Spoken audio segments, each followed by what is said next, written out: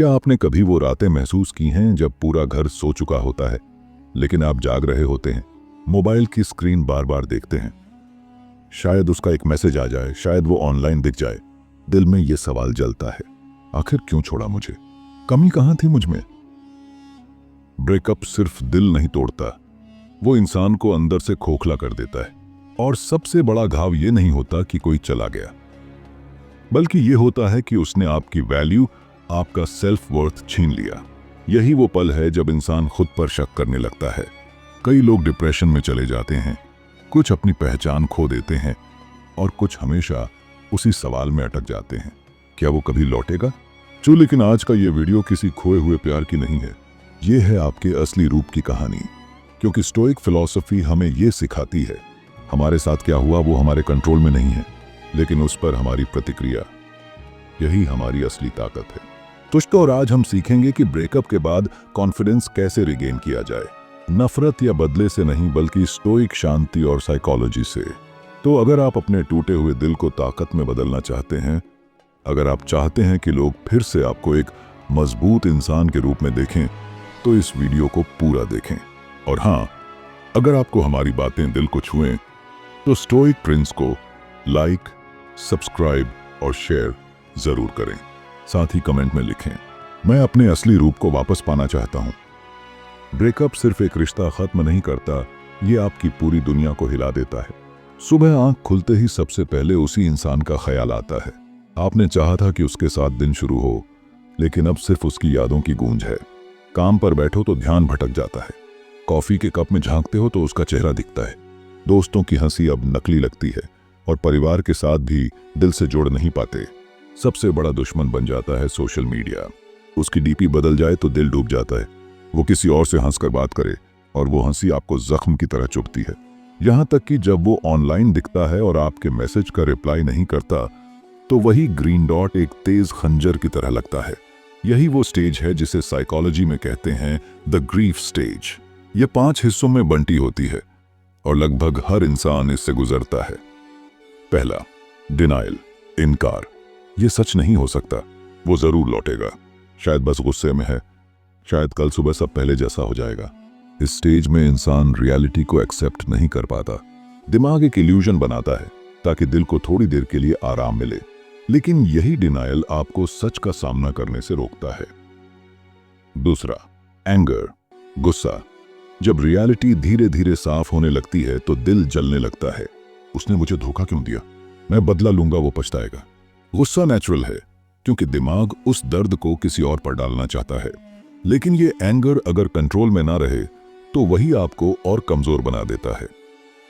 तीसरा, बार्गेनिंग, समझौता। यहां इंसान खुद से और खुदा से डील करने लगता है। अगर मैं थोड़ा और अच्छा पार्टनर होता तो वो रुक जाती, अगर मैं उसकी हर बात मानता तो वो मुझे छोड़कर ना जाती। यह स्टेज डेंजरस है क्योंकि आप खुद को दोषी मानने लगते हो और सेल्फ वर्थ धीरे धीरे मिटने लगता है। चौथा, डिप्रेशन, उदासी। यह सबसे लंबी और सबसे गहरी स्टेज होती है। रातों की नींद गायब हो जाती है, जिंदगी बेमकसद लगती है। खुद से यही सवाल पूछते रहते हो, क्या मेरी जिंदगी अब खत्म हो गई? यही वो पल है जहां लोग सबसे ज्यादा टूट जाते हैं और अपने अंदर की रोशनी खोने लगते हैं। पांचवां, एक्सेप्टेंस, स्वीकार करना। और आखिरकार आता है वो पल जब इंसान धीरे धीरे मान लेता है, हाँ, ये रिश्ता अब खत्म है, अब मुझे खुद को संभालना है। एक्सेप्टेंस आसान नहीं है, लेकिन यही वो स्टेज है जो हीलिंग की शुरुआत करती है। लेकिन यहां सबसे बड़ा खतरा है, कई लोग इन स्टेजेस में से किसी एक में फंस जाते हैं। कोई हमेशा डिनायल में जीता है, कोई डिप्रेशन में खो जाता है और कोई एंगर में खुद को जलाता रहता है। स्टोइसिज्म हमें यही सिखाता है। मार्कस ऑरेलियस ने लिखा था, बाहरी चीजें तुम्हें चोट नहीं पहुंचाती, तुम्हारी सोच पहुंचाती है। और इसका मतलब है, ब्रेकअप ने तुम्हें तोड़ा नहीं, तुम्हारी सोच ने तुम्हें गिरा दिया।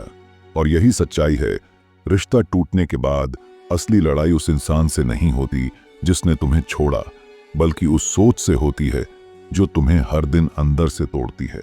यही समझना आपके कॉन्फिडेंस को रिगेन करने का पहला स्टेप है। स्टोइक फिलॉसफी का सबसे बड़ा और महत्वपूर्ण प्रिंसिपल है डाइकोटमी ऑफ कंट्रोल, यानी दुनिया की हर चीज 2 हिस्सों में बंटी है। पहला, कंट्रोल में है मेरे एक्शंस, मैं क्या करूं, कैसे व्यवहार करूं, अपनी दिनचर्या में क्या बदलाव लाऊं, मेरे थॉट्स, मैं क्या सोचूं, क्या बिलीफ अपनाऊं, नेगेटिविटी को कैसे हैंडल करूं, मेरी रिएक्शंस, मैं किसी घटना या इंसान पर कैसे प्रतिक्रिया देता हूं। यानी आपकी असली ताकत यही है। ये वही चीजें हैं जो पूरी तरह आपके हाथ में हैं। दूसरा, कंट्रोल में नहीं है दूसरों का व्यवहार। कोई आपको इग्नोर करे, धोखा दे, छोड़ जाए, उनका प्यार या छोड़कर जाना किसी को अपने ऊपर मजबूर नहीं कर सकते। दुनिया की परिस्थितियां, जैसे सोशल मीडिया रिएक्शंस, रूमर्स या लोगों की राय। स्टोइक थिंकर्स मानते हैं कि लोग अक्सर यही गलती करते हैं। वे अपनी एनर्जी, अपना समय और अपनी पीस ऑफ माइंड उन चीजों पर लगाते हैं जो उनके कंट्रोल में नहीं है। मार्कस ऑरेलियस ने लिखा था, अगर कुछ तुम्हारे कंट्रोल में नहीं तो उसे लेकर परेशान होना सबसे बड़ी मूर्खता है। वह यानी आप जिस चीज को बदल नहीं सकते उस पर चिंता करना खुद को और चोट पहुंचाना है। ब्रेकअप में यह प्रिंसिपल कैसे काम आता है? ब्रेकअप के बाद हम अक्सर यही करते हैं, उसके जाने पर रोना, उसे वापस लाने की कोशिश करना, उसकी बातें याद करके खुद को दोषी ठहराना। लेकिन यह सब आपके कंट्रोल में नहीं है। आप उसे वापस नहीं ला सकते। आप उसके फीलिंग्स, उसके डिसीजंस, उसके चॉइसेस नहीं बदल सकते। और यही वो जगह है जहां लोग गिरते हैं, क्योंकि जब आप अपने कंट्रोल के बाहर की चीजों पर फोकस करते हैं तो आपका कॉन्फिडेंस टूटता है, सेल्फ वर्थ कमजोर होती है और ग्रीफ साइकिल लंबी हो जाती है। पहला स्टेप, एक्सेप्टेंस प्लस कंट्रोल में फोकस। पहला, मान लो कि वो इंसान जा चुका है। यह एक्सेप्टेंस पेनफुल है, लेकिन हीलिंग की शुरुआत यहीं से होती है। दूसरा, उसके डिसीजंस तुम्हारे कंट्रोल में नहीं। उसे वापस लाने की कोशिश या उसके बिहेवियर पर गुस्सा करना केवल एनर्जी वेस्ट है। तीसरा, लेकिन तुम्हारा रिएक्शन, तुम्हारा फ्यूचर, तुम्हारा कॉन्फिडेंस, ये सब सिर्फ तुम्हारे कंट्रोल में है। आप तय कर सकते हो कि ब्रेकअप को अपनी वीकनेस नहीं बनने देंगे। आप डिसाइड कर सकते हो कि इस दर्द को फ्यूल बनाएंगे, फ्यूल नहीं। आप अपनी दिनचर्या, अपनी ग्रोथ और अपनी हैप्पीनेस अपने हाथ में लेंगे।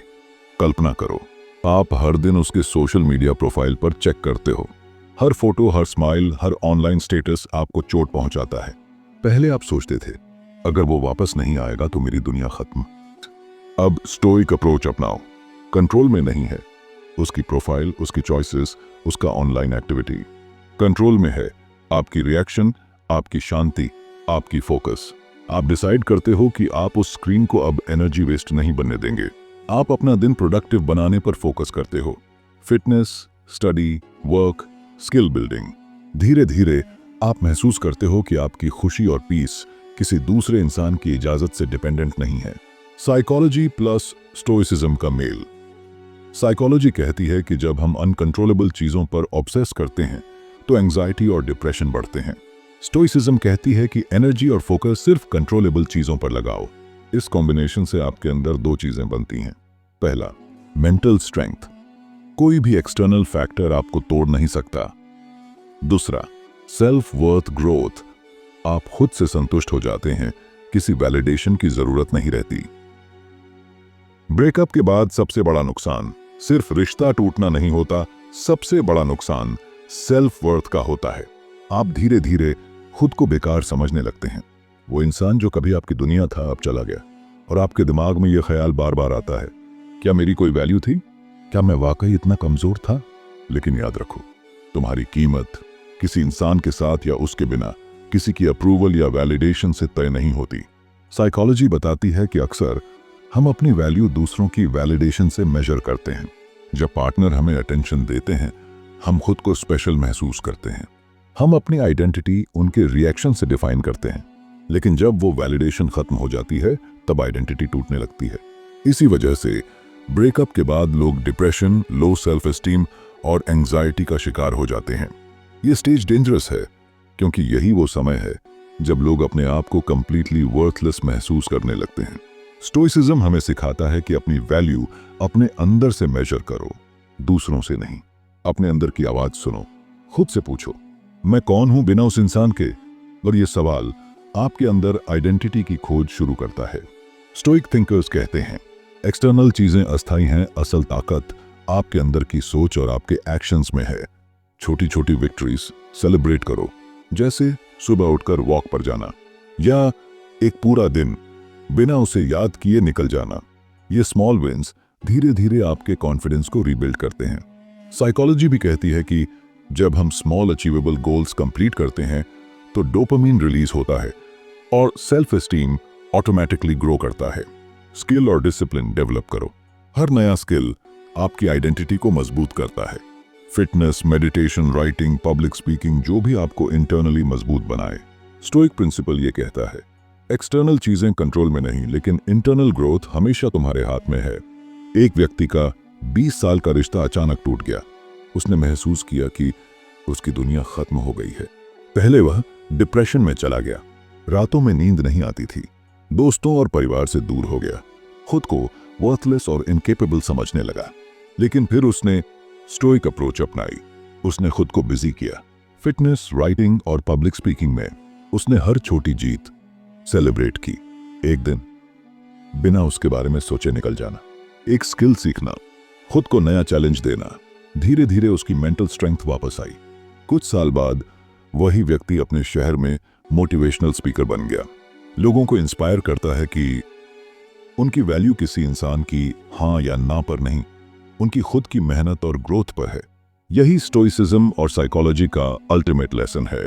तुम्हारी सेल्फ वर्थ हमेशा तुम्हारे अंदर होती है, ना किसी ब्रेकअप से घटती है, ना किसी वैलिडेशन के इंतजार से बढ़ती है। ब्रेकअप के बाद कॉन्फिडेंस वापस लाना कोई ओवरनाइट मिरेकल नहीं है, यह एक प्रोसेस है। कॉन्फिडेंस बराबर सेल्फ रिस्पेक्ट प्लस कंसिस्टेंसी। अगर आप खुद की इज्जत बनाए रखो और लगातार अपने एक्शंस में डिसिप्लिन दिखाओ तो कॉन्फिडेंस अपने आप ग्रो होता है। पहला, बॉडी को मजबूत करो। ब्रेकअप के बाद सबसे पहला और ऑब्वियस नुकसान होता है फिजिकल हेल्थ और एनर्जी का गिरना। सुबह लेथार्जी, रातों में नींद ना आना, खाने पीने में इंटरेस्ट खत्म होना, बॉडी और माइंड दोनों स्लो फील करना। लेकिन स्टोइसिज्म कहता है एक मजबूत शरीर एक मजबूत दिमाग को संभालता है। रेगुलर वर्कआउट, चाहे सिंपल मॉर्निंग वॉक हो या जिम सेशन, बॉडी के मूव होते ही एंडोर्फिन्स रिलीज होते हैं जो ऑटोमेटिकली मूड इंप्रूव करते हैं। हेल्थी डाइट, जंक फूड और अल्कोहल से बचें। प्रॉपर न्यूट्रिशन ब्रेन को स्टेबलाइज करता है और नेगेटिव इमोशंस को कंट्रोल करता है। स्लीप स्केड्यूल, नींद टूटेगी तो मूड अनस्टेबल होगा। हर दिन सेम टाइम पर सोने और उठने की आदत डालें। जब आपका शरीर स्ट्रांग और एनर्जेटिक होता है तो माइंड ऑटोमेटिकली कॉन्फिडेंट फील करता है।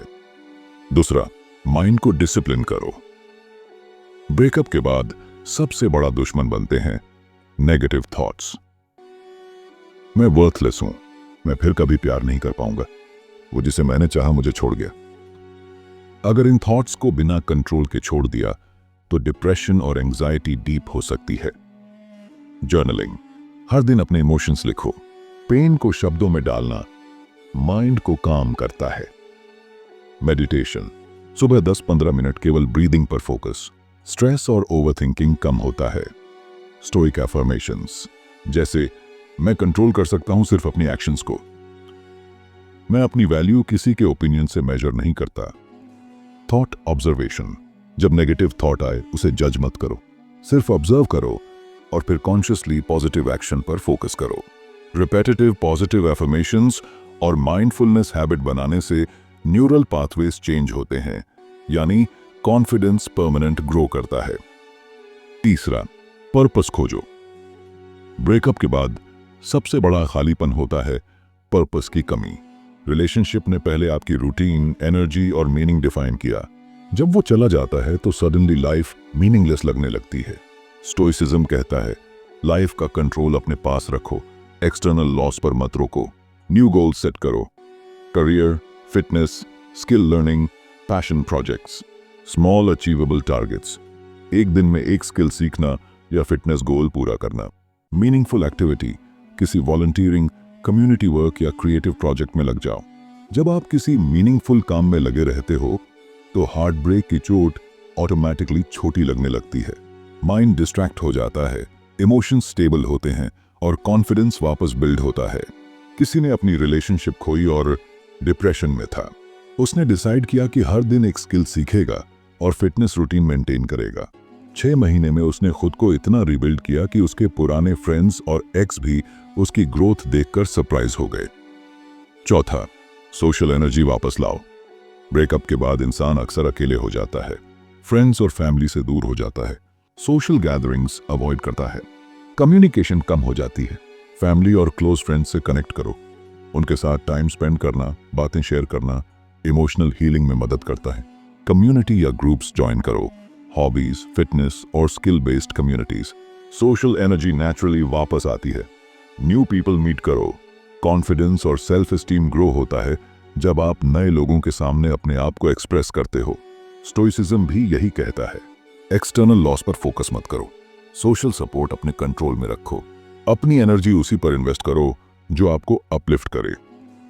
बॉडी स्ट्रांग रखो, माइंड ऑटोमेटिक स्ट्रांग होगा। माइंड डिसिप्लिन रखो, नेगेटिव थॉट्स डिसअपीयर होंगे। पर्पस खोजो, लाइफ मीनिंगफुल होगी। सोशल एनर्जी रिकवर करो, इमोशनल हीलिंग एक्सेलरेट होगी। इन 4 स्टेप्स को लगातार फॉलो करते हो तो कॉन्फिडेंस नेचुरली वापस आता है। आप किसी की वैलिडेशन पर डिपेंडेंट नहीं रहते। सेल्फ वर्थ आपके अंदर मजबूत बन जाती है और यही वो फाउंडेशन है जिस पर आप नेक्स्ट लेवल सक्सेस और हैप्पीनेस बिल्ड कर सकते हो।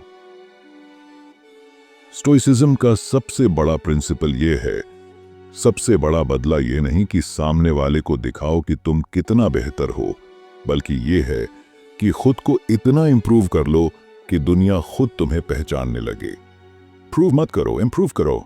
जब आप अपने आप को इतना ग्रो कर लेते हो कि सामने वाला सोचने लगे, मैंने जिसे छोड़ा वो अब सबसे अनमोल बन चुका है, तो समझो आपने असली जीत हासिल कर ली है। मार्कस ऑरेलियस ने कहा था, सबसे अच्छी प्रतिशोध यह है, उस इंसान जैसा न बनो जिसने तुम्हारे साथ गलत किया। बदला लेने का मतलब यह नहीं कि सामने वाले को नीचा दिखाओ, चिल्लाओ या उनके सामने अपनी सफलता परेड करो। सच्चा स्टोइक बदला शांति और पर्सनल ग्रोथ में छुपा होता है। साइकोलॉजी भी इस बात को सपोर्ट करती है। जब आप किसी के सामने अपनी वर्थ प्रूव करने की कोशिश करते हो, आप एक्सटर्नल वैलिडेशन के डिपेंडेंट हो जाते हो। एंजाइटी और स्ट्रेस बढ़ते हैं, आपके इमोशंस खुद की कंट्रोल से बाहर चले जाते हैं। लेकिन जब आप अपने लिए ग्रो करते हो, अपने स्टैंडर्ड सेट करते हो, तो आपके एक्शंस इंट्रिंसिक मोटिवेशन से ड्रिवन होते हैं। एक्सटर्नल लोग बस ऑब्जर्वर्स बन जाते हैं। एक व्यक्ति जिसे 10 साल का रिश्ता छोड़ दिया गया, पहले उसने सोशल मीडिया पर खुद को प्रूव करने की कोशिश की। लाइक्स, कमेंट्स, मैसेजेस सब मीनिंगलेस थे। फिर उसने स्टोइक अप्रोच अपनाई, gym, skill building, meditation, career focus. 2 साल बाद वही व्यक्ति सिटी का मोटिवेशनल फिगर बन गया। उसके एक्स ने देखा कि उसने प्रूव नहीं किया लेकिन ग्रो किया, और यही असली इंपैक्ट था। अब आपका मिशन यही होना चाहिए, बदला लेने का माइंडसेट छोड़ दो, सेल्फ इंप्रूवमेंट पर फोकस करो। Physical health, mental clarity, financial stability, skill set और इमोशनल इंटेलिजेंस। इंटरनल वैलिडेशन बनाओ। आपकी सेल्फ वर्थ आपके एक्शंस और ग्रोथ से तय होती है, ना कि किसी की ओपिनियन से। साइलेंट डोमिनेंस, जब आप खुद में इतना ऊंचा उठ जाते हो कि आपके प्रेजेंस से ही रिस्पेक्ट पैदा हो, वो असली जीत होती है। स्टोइसिज्म कहता है, एक्सटर्नल चीजें कंट्रोल में नहीं, लेकिन अपने एक्शंस, माइंडसेट और ग्रोथ हमेशा तुम्हारे कंट्रोल में हैं। यही सबसे बड़ा रिवेंज है। तो अब सवाल आपके सामने है, क्या आप अभी भी उस इंसान का इंतजार कर रहे हो जिसने आपको छोड़ा था, या क्या आप खुद को इतना बदलने वाले हो कि आपकी पहचान, आपकी ताकत और आपकी शांति ही आपकी सबसे बड़ी जीत बन जाए? ब्रेकअप के बाद कॉन्फिडेंस वापस लाना आसान नहीं है, लेकिन स्टोइसिज्म हमें सिखाता है, दर्द को स्वीकार करो, न डिनाई करो, न सप्रेस। पेन एक्नॉलेज करने से ही हीलिंग शुरू होती है। कंट्रोल को पहचानो, दूसरों के डिसीजंस कंट्रोल में नहीं, लेकिन अपनी एक्शंस, थॉट्स और रिएक्शंस हमेशा कंट्रोल में हैं। सेल्फ वर्थ को वापस लाओ, अपनी वैल्यू दूसरों से मेजर मत करो। स्मॉल विंस, अचीवमेंट्स और डिसिप्लिन से आइडेंटिटी रीबिल्ड करो।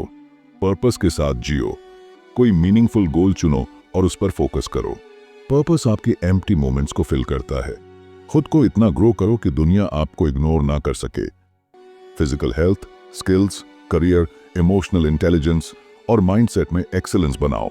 वो इंसान जिसने तुम्हें छोड़ा था, उसने तुम्हारी कहानी खत्म नहीं की, उसने सिर्फ एक नया चैप्टर शुरू किया है, जिसका लेखक अब सिर्फ तुम खुद हो। इस चैप्टर का हर वर्ड, हर एक्शन और हर डिसीजन तुम्हारी ग्रोथ और अल्टीमेट विक्ट्री को डिफाइन करता है।